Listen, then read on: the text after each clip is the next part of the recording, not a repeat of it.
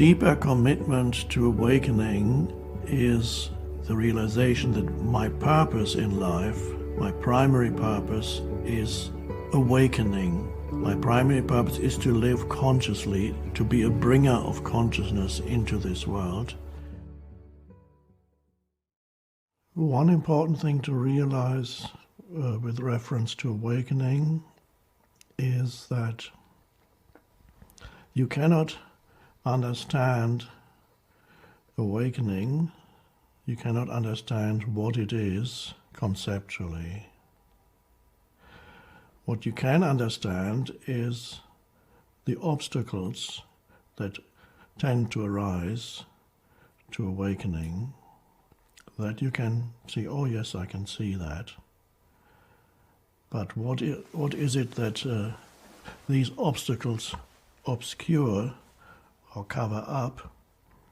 And that is the state of presence, a state of consciousness.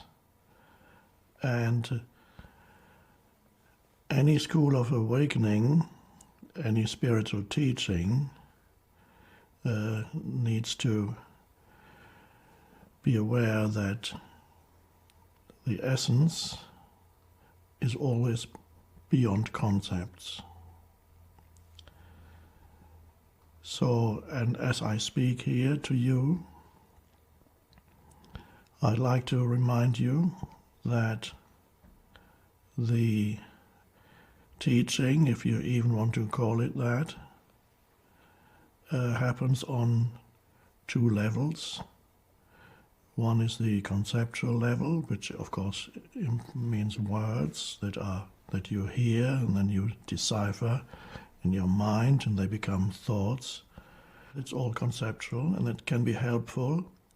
Conceptual works in a kind of way, one could say in two ways. One is already, as I already mentioned, it is pointing out the obstacles to awakening.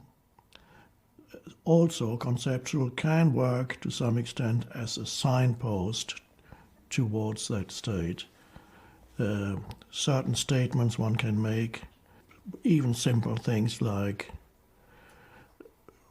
I am consciousness. That in itself is not the truth. It's a signpost towards the truth. So you don't have a realization when you say I am consciousness, rather than a person, or I am consciousness temporarily manifesting as a person. That's true. It's not the truth in the sense that you actually realize the truth of it. And so there's always a danger with concepts that you start believing in concepts and you confuse the belief in a concept with the realization. So then the signpost is taken for what it points to. And so, for example, or another way of putting it is that the map is confused with the actual landscape or the territory.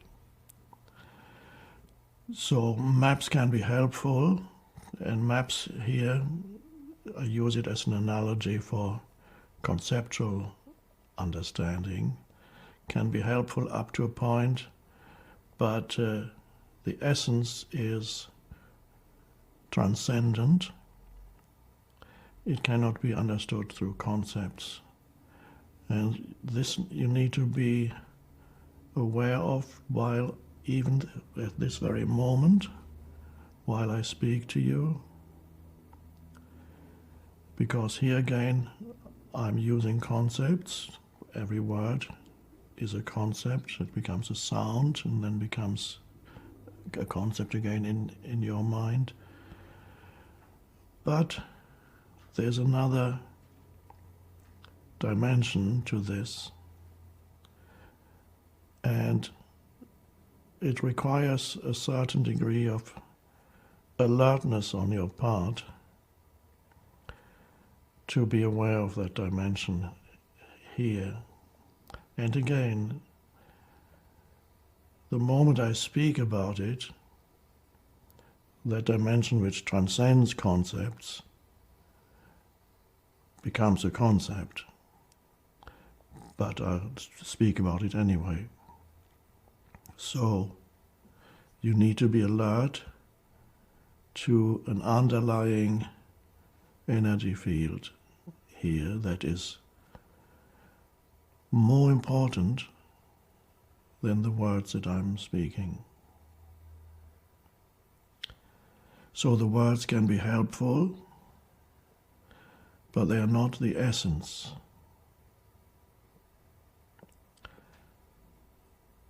Now, if you become aware, if you're alert enough, attentive enough to become aware of something that underlies or transcends the words that are being spoken. And again, I'm now going to use maybe a couple of signposts to point you to it. For example, I could say, become aware of an underlying field of stillness. As I speak, the words come out of this underlying field of stillness, and if you are sufficiently alert, you can be aware simultaneously of the words and the underlying field of stillness. Another favorite signpost of mine to point to it is inner spaciousness. The essence of awakening is to be aware of that inner spaciousness, so that you are not totally in the grip of the conceptual mind. Then the conceptual mind can operate very well, but you are not totally trapped in it.